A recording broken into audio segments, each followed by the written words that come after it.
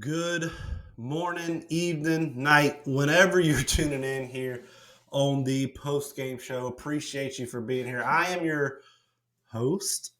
Sounds weird. I don't like that. Um, I'm Joseph Griffin. I cover the University of South Carolina athletics program with Gamecock's Digest over on Sports Illustrated, and I'm glad you could be here. Last night was rough. There's no sugarcoating it. There's no easy way around it. There is no reason you should have lost that game. And I think you all know that. You all understand that. And if you haven't followed, if you're not following us over on Twitter, go ahead and do that. That's at Joseph Griffin JG. Kind of already told you what we're going to talk about this morning. And again, we're not going to keep you here long. We do our best to try to get you in and out of here in 15, 20 minutes tops. Sometimes it does run over a little bit more than usual, but we've we've told you over on Twitter what we're going to discuss today is one, what happened?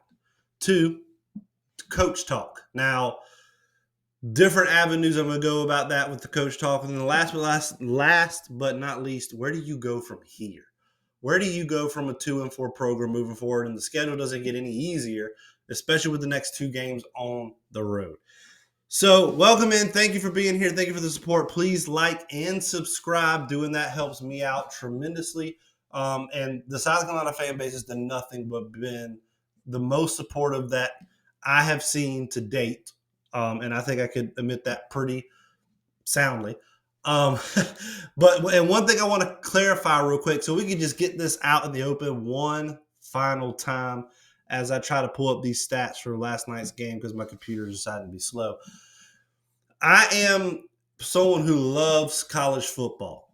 Love it. Eat, breathe, sleep college football. If I had my choice, it would be college football every single day of the week. With games like USC Notre Dame last night, where Notre Dame with the upset, Washington Oregon. Those I just love college football, and it's been brought up several different times that I'm either a homer or just don't. We'll just leave it at that.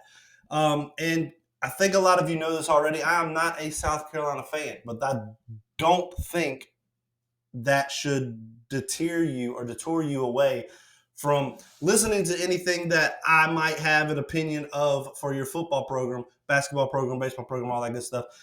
Because if anything, I think it offers you an unbiased opinion, perspective. It offers you that non-emotional element to it where I can just view things the way they look and the way they see. And I pride myself on my professionalism. And while I'm not a South Carolina fan, that doesn't mean I can't recognize what is good and what is bad with the program as a whole, right? So, getting that out of the way, I promise you it's okay. This is more or less to the opposing fan bases, which I don't know why they would be here, but there's been some Carolina fans as well. So again, the past couple of games, you've kind of seen some reoccurring themes. So what exactly happened at the end of that game? You had a 10-point lead with about 5 minutes left to go in the game. Seemingly, you should win that game. It didn't happen like that, unfortunately. It turned out to be, if I can pull this back up real quick, it turned out where the defense played a tremendous third quarter, and they truly did. And if you don't believe me, just go look at the numbers yourself. They held Florida to 3 points. I think they forced Florida to a field goal, and that's it. And I believe Florida might have only had one drive that game, or in that quarter, if I'm not mistaken. I'm not too sure. I have to go back and look. But you played a good third quarter, something that's been there this whole entire season, where part of the game you look like you're good enough on defense, and then the other part it's just like, what happened? We forgot where we're supposed to be. We lose assignments, et cetera, et cetera, et cetera. And that's kind of what happened again last night, where you kind of just dropped the ball. But more frustrating, or what is more frustrating about it, it's not like you just weren't there. There were guys that were in the correct places to make plays and just didn't. On the first fourth and I don't remember how long it was, 4th and 10, 4th and 11, whatever it may be. When the blitz was called, I believe it was DQ, I believe. And Mertz had to scramble out of the pocket and make the deep throw to Pascal, I think is his name, which was one of the key players to watch. The first key player for us to watch over there on Sports Illustrated Gamecock Digest. But two plays could have and should have been made. DQ, if you unzip your feet, prove we're athletic, which he is, and then we gather ourselves and then we go and make the tackle, we're good. He loses his footing, allows Graham to roll out. The next one, Nick Ward was in a perfect position. He just never got his head turned around. And by the time he did, it was too late and he couldn't get to the ball and knock it down or anything like that, which happened on several different occasions last night for Nick Ward. Now, I'm 1,000% going to back Ward. And if you don't know, I'm not here to bash players. I'm not here to bash coaches. That's not how I want to make a name for myself. But Nick Ward had a rough night. He also had good plays as well that go unnoticed because the bad always outweighs the good. He had 2 or 3 pass breakups, and he was in perfect. He was in perfect. I'm having a brain fart. Good morning to y'all. He was in perfect coverage and phase. There you go. He was in perfect phase on several of those, and a lot of the times he didn't get his head turned around. He just played the man, right? So, and this might just be something Torian Gray teaches. I don't know. So I cannot speak on what exactly they're taught to do in practice, but he was able to do something he's not used to doing. Playing that nickel cover or playing the nickel position isn't necessarily his strong suit. He's a good safety that can add into the box and can tackle. The one-on-one coverage with a slot receiver isn't his strong suit. However, he had good time. He had good things and he had bad things as well.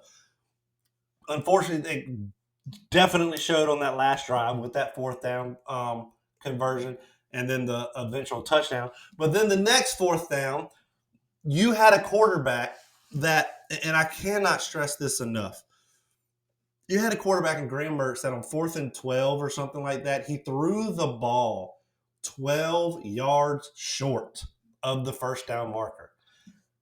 And you had a guy there to make a play, and he missed the tackle. Now, I'm a firm believer of it's a 50-50 accountability, if you will, when it comes to any football team. 50% of it's on coaching, 50% of it is on the individual athletes because you have to hold everyone accountable. They were in the right spot. DQ was in the right spot. While Nick Ward is not natural in that nickel position, he was still in the right spot. DQ was in the right spot on the blitz. You were in the right spots. The calls for that particular play were there. The execution was not.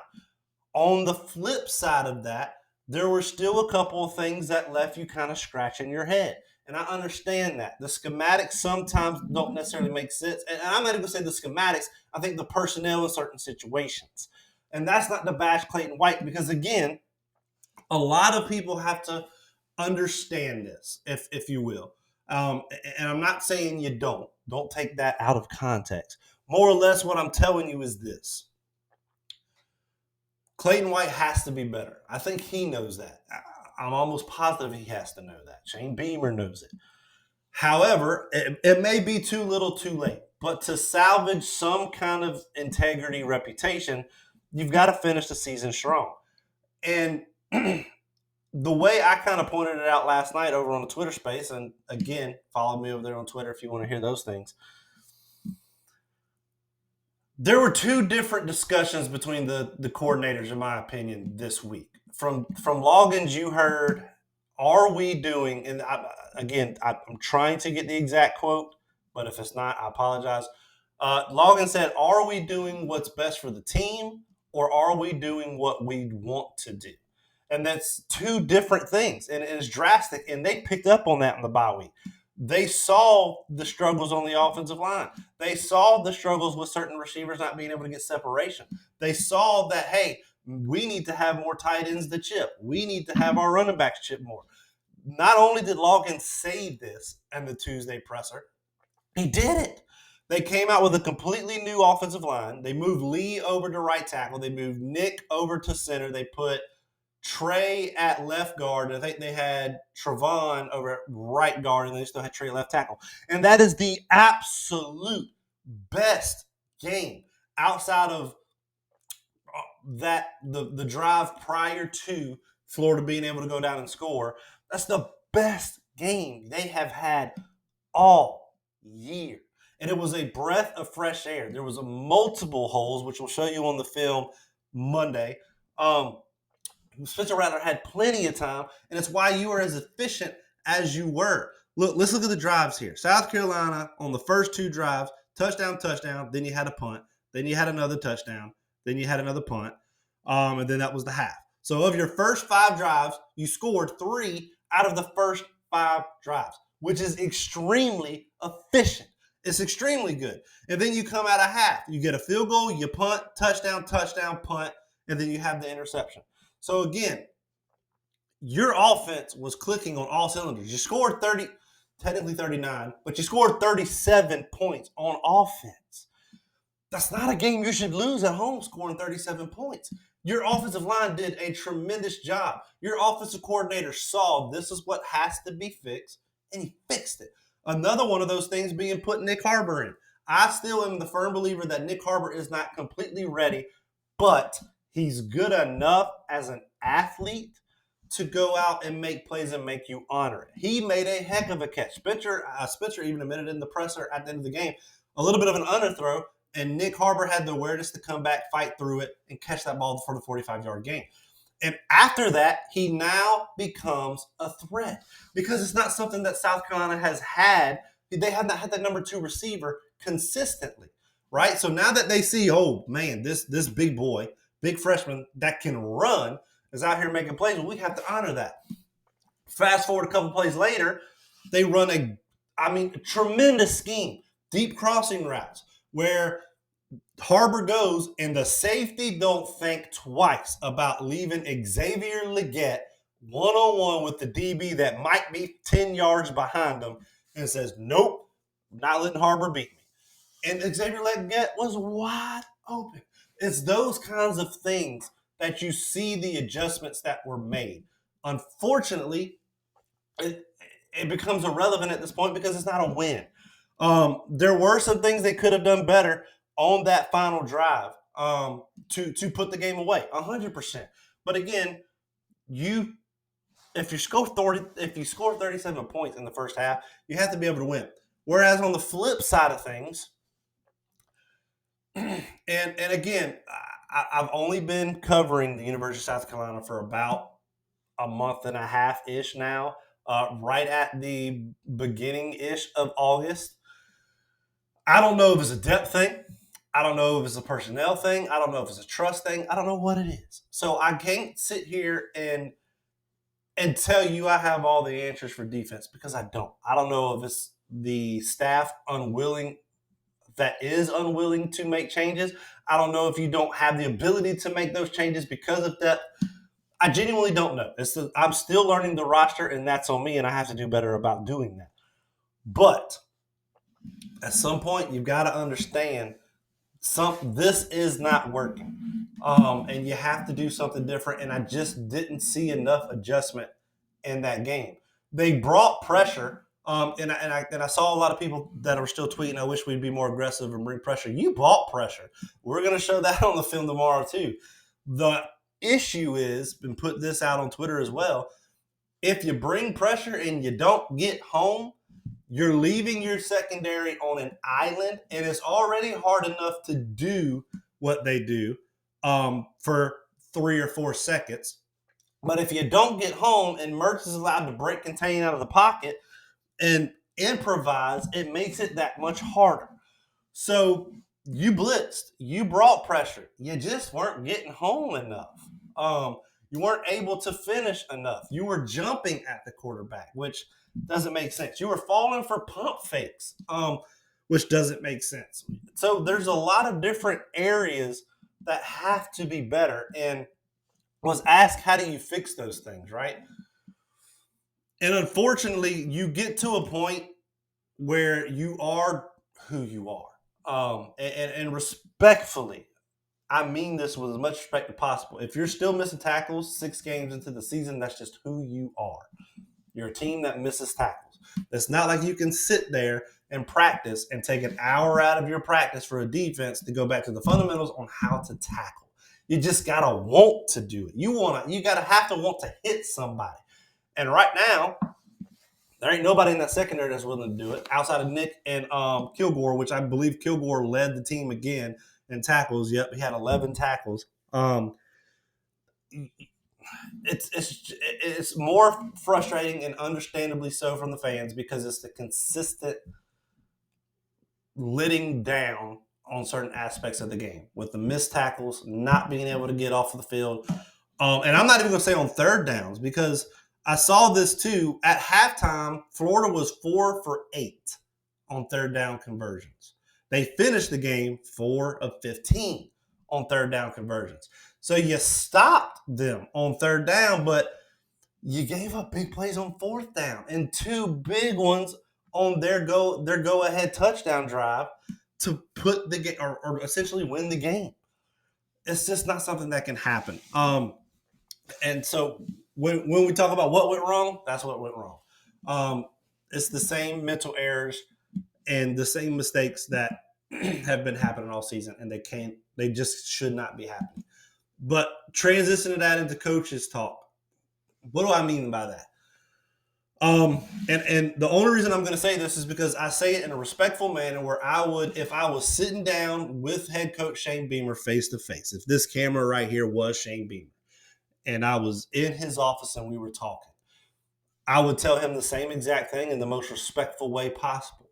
This is your learning curve year. You're noticing that things are a little bit harder than you expected. And I love your loyalty. I think loyalty is a big reason why you're getting really, really good, talented players in this recruiting class. However, there does come a time where loyalty can only mean so much. And I think we all know where we're going there. This is Shane Beamer's learning curve year. Will he learn from it? I don't know. I personally think he does. I think he will. A lot of people want to talk about the presser and how it seemingly looked as if he was blaming the players for the loss. And again, I'm not going to sit here and judge a press game conference after losing a game like that because I don't know what kind of emotions I would have had either. Now, there's other coaches that go out there and have those same emotions, handle it better, but we all have to understand this is Shane Beamer's 3rd year of coaching, period. A lot of people want to compare other coaches like Josh Heupel to Shane Beamer. Ladies and gentlemen, Josh Heupel has been a head coach before. I mean, he's had experience. This is Shane Beamer's first go at it. And I liked this comparison and kind of thought about it and saw it on Twitter too. Mark Stoops with Kentucky is probably what Shane Beamer is going to be for the University of South Carolina. And I think that's fine. Where you have the consistent 8, 9, 10 wins, and every now and then you actually challenge for the East and able to play in the SEC, which that's not going to matter anymore because there's no divisions after this year. But I think that's a perfect comparison, and I think that's realistic to be. And I think he can get there, but you have to give him time. However, there has to be changes. One way or another, there has to be changes. And is he willing to do that? We will see. I am not of the believer of firing anyone in the middle of a season at all. But that's just me. Leave it up to Shane Beamer. That's his choice. But last but not least, and we'll get you out of here because we're going to run over 20 minutes, and I apologize about that, is where do you go from here? 2-4. Your next 2 games are at Missouri, at Texas A&M, and then you got the remaining 4 at home. Jacksonville State, Vanderbilt being 2 of them. And then I believe you have Kentucky and Clemson as well. Hopefully, you should be able to beat Vanderbilt and Jacksonville State. Put you at 4 wins. So where does the other 2 come from? Between A&M, Missouri, Kentucky, and Clemson. Right now, it's hard to envision where those 2 wins come from. Missouri is an explosive offensive team. And trying to get the correct words here. Very talented receiver in Luther Burden. I don't know how you go to Missouri and you stop them. If there's one thing I have learned, not even just covering South Carolina this year, it's just watching Shane Beamer in the first 3 seasons. He finds a way to win these kinds of games, whether it's going to be at Missouri or at Texas A&M. While I don't feel 100% confident that they will do it, I would not be shocked in the slightest to see them pull one of those 2 out. And I think of the 2, Texas A&M is the more reasonable one. Missouri is just going to have to be a shootout. And I think you have the offense to do it, but I think you need a healthy Lee back as well to be out on that offensive line. But you're going to have to win a shootout there. With Texas A&M, that they're not a very good offensive team, but they're a heck of a defensive team. So, again, there's a lot of things. Where do you go from here? Do you see yourself in a bowl game? And for me personally, I think there are avenues to beat Kentucky, reasonable avenues, and I think there's reasonable avenues to beat Texas A&M in a 50-50 shot with Clemson. So you could, I think optimistically, your best scenario is 7-5, which is definitely hard to see from this perspective, but it is doable. More than likely, 6-6 is probably what's going to happen. But where you go from here is you got to find a way to keep those recruits here. You have to. What you cannot afford to do is lose those very talented recruits that you have coming in next year. You are going to have a lot of help from that offense, an experienced offensive line next year who has had the ability to play and get reps. And guys coming back from injury. I believe you're going to have a Mario Anderson back. I believe you're going to have a Simon back. You're going to have a Nick Harbor. You're going to have help if you're sellers, right? And then defense, you still have some youngish guys coming in and growing and learning. But where you go from here is you have to find a way. And if there's one thing I have seen, and like I said, one thing I've noticed is somehow Shane Beamer has found a way in games that he does not belong in. So that's it. It wasn't easy to watch. It's not fun to watch. And I don't blame you as a fan base for not wanting to watch. They're going to need your help. And I'm not here to do Shane Beamer's job and tell you to get out there and spend your money and your time to watch your favorite team. Because it's hard when you see something like that put out consistently. But I firmly believe, and I'm willing, if there was a Shane Beamer stock to put money in, I would put it in there. And I'm not here to do that. I have no gain, no dog in the fight from doing that and making you feel better about yourself this morning and telling you that Shane Beamer stock is worth it. And if you view it as that, so be it. But I don't have any stock in this. I have no dog in the fight. I have no emotional ties to this. I'm seeing how he's recruited at a program that was going to take some rebuilding. And you're 3 or 4 plays away from different outcomes in 3 or 4 different games. And that's just the way it is. But thank you for coming and joining us with the post-game show. We will see you tomorrow as we break down some offense and defensive film. Try to enjoy your Sunday. Try to enjoy your fantasy football leagues, all that good stuff. We love you. Be safe. See you next time.